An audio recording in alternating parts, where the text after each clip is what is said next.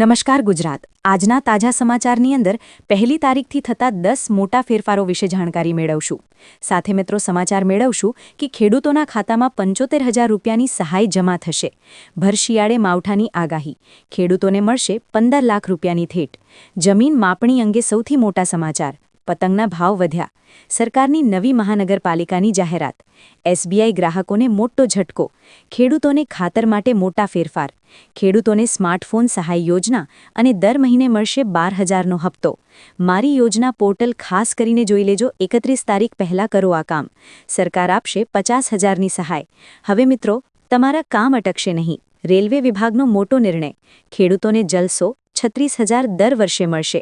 LPG gas સિલિન્ડરના ભાવની અંદર ઘટાડો, સાથે બેંક એકાઉન્ટની અંદર પૈસા જમા કરવાને લઈને નવા નિયમો, એટીએમ કાર્ડ તેમજ મિત્રો તમારા નવા જે પણ નિયમો છે એના વિશેની જાણકારી આજના વિડીયોની અંદર તમને જણાવી દઈશું। તો મિત્રો, દરેક સમાચાર, દરેક માહિતી જણાવીએ એ પહેલાં જો તમે અમારી TV7 ગુજરાતી યુટ્યુબ ચેનલ પર નવા છો તો ખાસ કરી અમારી યુટ્યુબ ચેનલને અત્યારે સબસ્ક્રાઇબ કરી લેજો, જેથી કરી મિત્રો દેશ, દુનિયા અને ગુજરાતના તાજા, મોટા અને મહત્વના સમાચાર તમને સૌપ્રથમ અમારી TV7 ગુજરાતી યુટ્યુબ ચેનલના માધ્યમથી દિવસભર અને સમયસર મળી જાય। તો મિત્રો, આજના તાજા સમાચારની શરૂઆત કરીએ તો ખેડૂતોને 75,000 રૂપિયાની જે સહાય મળતી હતી એ હવે 1 લાખ રૂપિયા સુધીની સહાય મળશે। ખાસ કરીને બનાસ ડેરીના પ્રથમ સ્વદેશી સિમેન્ટ સેન્ટરનું વર્ચ્યુઅલ લોકાર્પણ, ખેડૂતોને ખેત પેદાશોની આફતો સામે રક્ષણ આપતી મુખ્યમંત્રી પાક સંગ્રહ સ્ટ્રક્ચર યોજના છે એ બહાર પાડવામાં આવી છે। અને આ યોજના અંતર્ગત ખેડૂતોને 75,000 રૂપિયાની સહાય આપવામાં આવતી હતી, પરંતુ હવે એ સહાયને વધારી અને 1 લાખ રૂપિયા કરી દેવામાં આવી છે। એટલે ખેતરની અંદર મિત્રો પાક સંગ્રહ સ્ટ્રક્ચર બનાવવા માટે તમારે છે એ 75,000ની જગ્યાએ 1 લાખ રૂપિયા સુધીની સહાય મળવાપાત્ર રહેશે।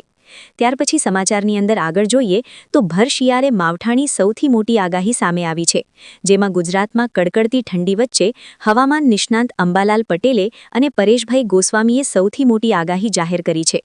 વેસ્ટર્ન ડિસ્ટર્બન્સ સક્રિય થવાના કારણે 31 ડિસેમ્બર અને 1 જાન્યુઆરીએ રાજ્યના અનેક વિસ્તારોમાં વરસાદી માહોલ સર્જાઈ શકે છે। ઉત્તર ભારતથી આવતી સિસ્ટમની અસર વાતાવરણમાં ભેજનું પ્રમાણ વધારશે, જે મિત્રો શિયાળામાં ચોમાસા જેવો અનુભવ કરાવશે અને અંધારિયા ફેરફારથી ખેડૂતોના પાકને પણ નુકસાન થવાનો છે એ વારો આવી શકે। તો આ માટેની એક સૌથી મોટી આગાહી સામે આવી ગઈ છે કે ગુજરાત રાજ્યની અંદર અરબ સાગરમાંથી આવતા ભેજના પવનો છે એના કારણે પણ વાતાવરણની અંદર મોટો પલટો આવવાની શક્યતા દર્શાવવામાં આવી રહી છે। ત્યાર પછી સમાચારની અંદર આગળ જોઈએ તો મિત્રો, પહેલી તારીખથી થતા 10 મોટા ફેરફારો, જેની અંદર બેંક એકાઉન્ટથી લઈને નવા નિયમો છે એ જાહેર થયા છે। તમને જણાવી દઈએ તો મિત્રો, 2026નું નવું વર્ષ શરૂ થવા જઈ રહ્યું છે। ધીમે ધીમે 2025 પૂર્ણ થશે એટલે 31 ડિસેમ્બર પછી તમારે છે એ 1 જાન્યુઆરીથી શરૂ થતી નવી જે માહિતી છે એમાં નવા વર્ષથી શરૂઆત સાથે ઘણા મોટા આર્થિક નિયમોની અંદર ફેરફાર થશે, બદલાવ થશે, તમારા પાકેટ ઉપર સીધી અસર કરશે, એટલે કે બેંક એકાઉન્ટમાં પણ અસર થશે અને તમારા ખિસ્સા ઉપર પણ અસર થશે।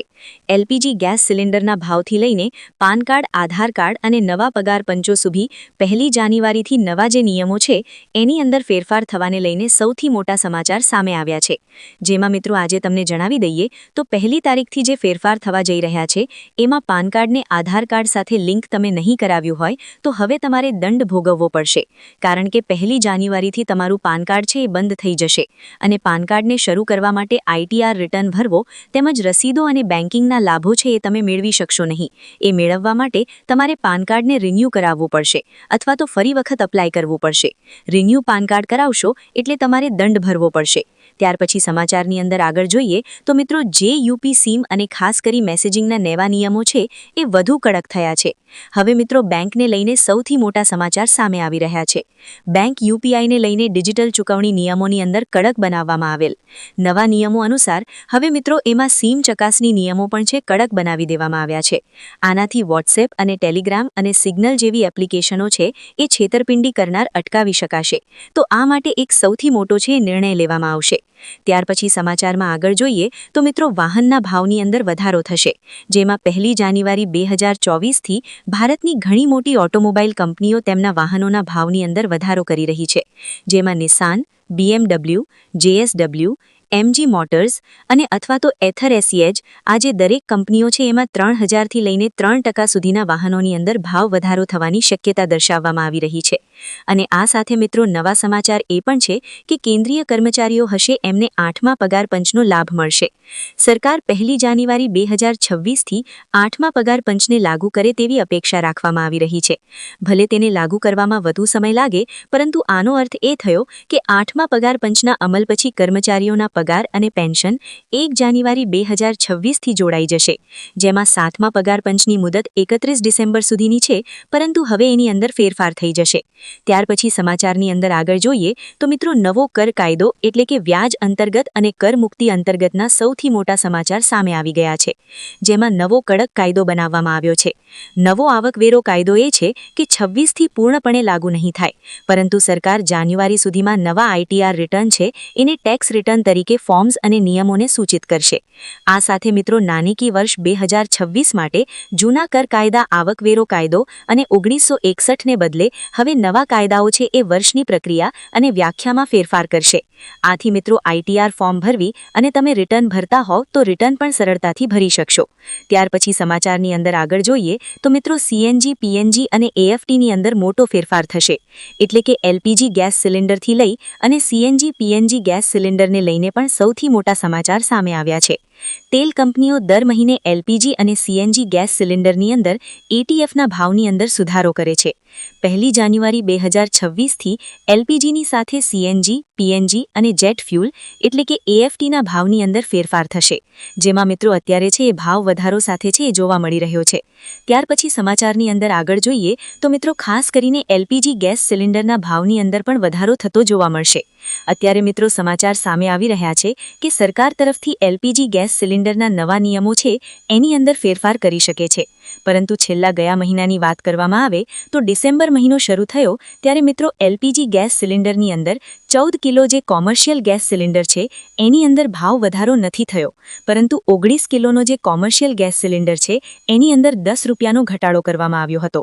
તે ઘટાડો ફરી વખત વધી શકે છે એવા સમાચાર અત્યારે સામે આવી રહ્યા છે. એટલે હવે એલપીજી ગેસ સિલિન્ડર પણ મોંઘા થશે.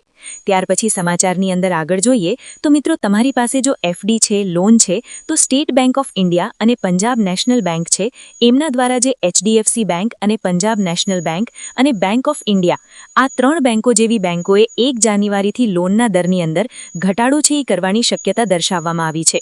તેવી જ રીતે નવા ફિક્સ ડિપોઝિટ વ્યાજ દર છે એમાં જાન્યુઆરીથી લાગુ કરવામાં આવશે અને આ તમારા રોકાણને પણ અસર કરશે. ત્યાર પછી સમાચારની અંદર આગળ જોઈએ તો મિત્રો ખેડૂતોના ખાતામાં આવી રહ્યા છે પૈસા. તમે પણ ખેડૂત છો તો તમારા ખાતાની અંદર પણ પૈસા આવ્યા છે. તમે જોઈ શકો છો એ પ્રમાણે અત્યારે મિત્રો ખેડૂતોને ભેટ મળી રહી છે 15 લાખ રૂપિયા સુધીની. જો તમે પણ પીએમ કિસાન સન્માન નિધિ યોજના અંતર્ગત રજીસ્ટ્રેશન કરાવેલું છે તો હવે તમારા માટે પણ વધારાને મોટી ખુશખબરી છે એ સામે આવી છે.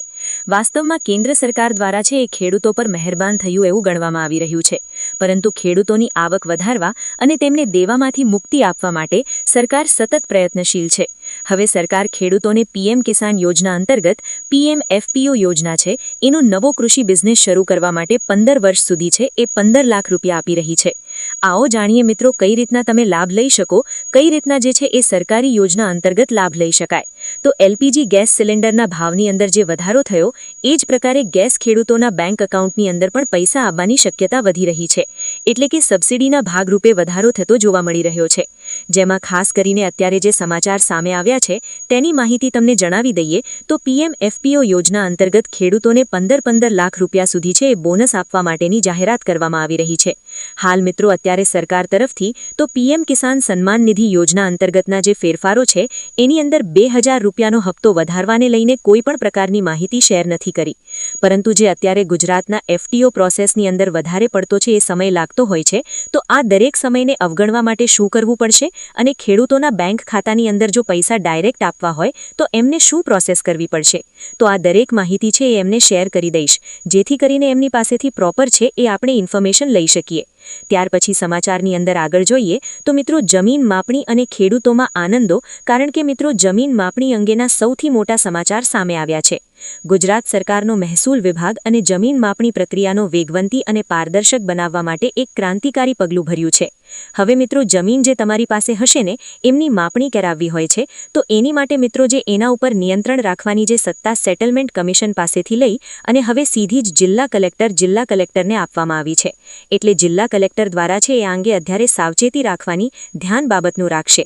ત્યાર પછી સમાચારની અંદર આગળ જોઈએ તો પતંગના ભાવની અંદર પણ વધારો થયો છે, જેમાં મકર સંક્રાંતિ પહેલા કાચા માલના ભાવની અંદર વધારો થતા જોવા મળી રહ્યો છે. અને આ સાથે મિત્રો વિરેહ